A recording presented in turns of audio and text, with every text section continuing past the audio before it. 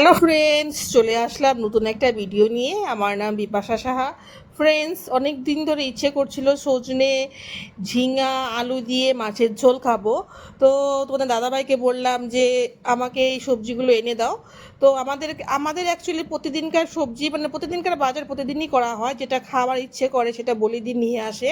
তো আজকে রান্না করা হচ্ছে সজনে, ঝিঙা, আলু দিয়ে মাছের ঝোল। তো মা আমাকে সমস্ত সবজি কেটে দিয়েছে খুব সুন্দরভাবে, আর আমি ফোড়নে দিয়ে দিলাম কালো জিরে। তো সমস্ত সবজিগুলো ভালো করে এখন নুন আর হলুদ দিয়ে ভেজে নেব। তারপর আমি গুঁড়ো মশলা দেব, সেখানে আছে জিরে গুঁড়ো, ধনে গুঁড়ো, আর আছে লবণ।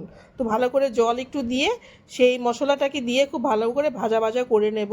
তো এইভাবে রান্না করে খেলে কিন্তু, এখন গরমের দিন পড়ছে, পাতলা মাছের ঝোল কিন্তু খুব খেতে ইচ্ছে করে বা শরীরের জন্য খুব ভালো।